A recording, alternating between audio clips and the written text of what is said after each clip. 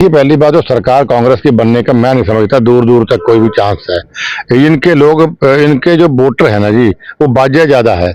Bharatiya Janata party का voter है वो शांत स्वभाव के लोग हैं और वो वोट मन से देते हैं और चुपचाप जाके वोट डाल के आ जाते हैं। और जहां तक हिसाब की बात है, माननीय नायब सैनी जी ने इन लोगों पे सवाल दागे हैं, पहले उनका जवाब दो। और सरकार के जो सवाल जो जवाब मांग रहे हैं, हर चीज का जवाब आजकल ऑनलाइन है, हर चीज का जवाब देने तो सबको दिख रहा है। लेकिन जो उनकी सरकार में जो भ्रष्टाचार हुए कांग्रेस सरकार में, या जो कांग्रेस सरकार में घोटाले हुए, उसका जवाब कांग्रेस पार्टी को देना चाहिए। सर, इलेक्शन को लेके भाजपा की एक मीटिंग हुई है और उसमें आपको जिम्मेवारी दी गई है। किस तरह की मीटिंग ली गई है, कहाँ कहाँ कैसे कैसे कैंडिडेट उतारेंगे? हम तो भारतीय जनता पार्टी और हम लोग तो हमेशा तैयार रहते हैं, लेकिन ये थोड़ा टेक्निकल ड्यूटियां लगाने की बात थी कि भाई कौन सोशल मीडिया देखेगा, कौन और चीजें देखेगा, वो अंदर की बात तो बता सकता नहीं मैं। लेकिन बड़ा ड्यूटियां लगाने की बात थी और कैसे घर घर पहुंचने की बात है, लोगों तक जन हितैषी नीतियां जो मोदी जी की थी या हमारे नायब सैनी सरकार की थी, उनकी सरकारों में जो अच्छी कल्याणकारी नीतियां हुई वो जन जन तक कैसे पहुंचाई है, उस पर भी चर्चा हुई। और खुशी की बात यह है कि लोगों में बड़ा जबरदस्त उत्साह था कार्यकर्ताओं के अंदर, कि उत्साह तभी होता है जब कोई अच्छे संकेत लोगों को गाँव में, शहरों में दिखते हैं। चुनाव का बिगल बज चुका है। आदमपुर में आप चुनाव लड़ेंगे या भव्य बिश्नोई के, आपके परिवार के और कौन चुनाव मैदान में आ सकते हैं?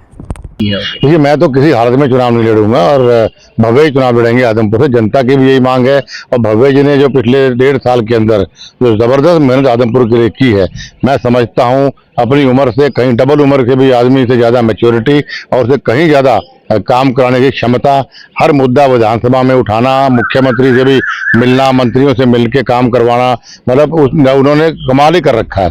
तो चुनाव भव्य लड़ेंगे और वैसे बेसिकली चुनाव तो आदमपुर लड़ता है और हम तो सिर्फ एक चेहरे के रूप में बीच में जाते हैं। देखिए, पहली बात तो जिन लोगों को 800 करोड़ रुपए लगा हुआ नहीं दिख रहा, अगर उनको ये दिखाई नहीं दे रहा है तो उन्हें अपने दिमाग का इलाज कराना चाहिए।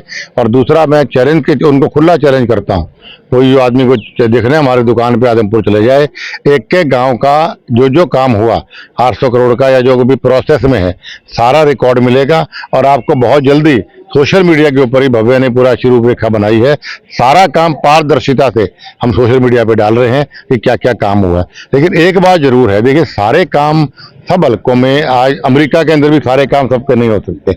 हम प्रयास करते हैं और भव्य को समय भी कम मिला। अगर पूरे 5 साल मिलते तो शायद हम सारे ही काम कर देते।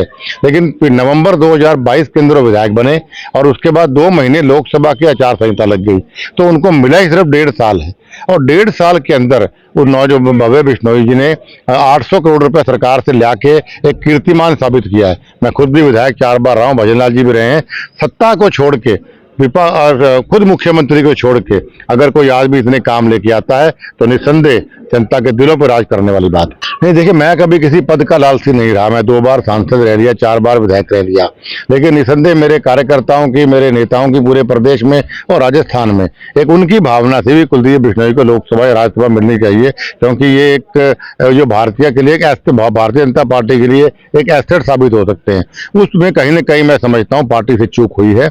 लेकिन मेरी फिर भी अपने कार्यकर्ताओं से यही प्रार्थना है कि भाई हमें किसी प्रकार का गुस्सा नहीं रखना, हमें भारतीय जनता पार्टी के लिए काम नहीं, मैं कितनी मांगी तो मैं नहीं बता सकता, लेकिन अच्छे खासे कार्यकर्ताओं के नाम मैंने उनको लिख के भिजवाए हैं। और कल हमारी शाम को मीटिंग भी है 5 बजे, तो कल और परसों उसमें पूरा पुरज और पैरवी अपने लोगों की मैं करूंगा।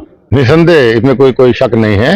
मेरी बढ़िया तरह बात हो चुकी है। मैंने लोकसभा के अंदर भी जब वोट मांगने मैंने कई बार ठोक बजा के मेरी बात हुई है और वो रिजल्ट इसके बाद ऊपर तक बात मैं करके आया हूँ। उसके बाद बढ़िया रिजल्ट विधानसभा के अंदर मिलेगा।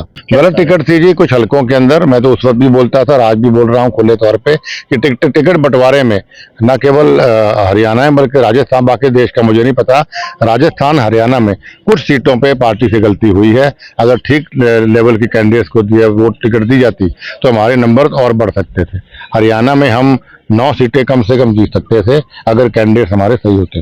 देखिए, चौधरी भजनलाल जी का गढ़ कोई दुनिया में आज तक तोड़ नहीं सका। चौधरी भजनलाल जी परिवार और खासतौर पर चौधरी भजनलाल जी आदमपुर जन के हर आदमी के हृदय में बसते हैं। चौधरी बंसीलाल जी ने भी कोशिश की, देवीलाल जी ने भी कोशिश की, भूपेंद्र हुडा जी ने भी कोशिश की, चौटाला साहब ने भी कोशिश की, सबने कर ली है। आदमपुर हल्के का वोटर बहुत समझदार वोटर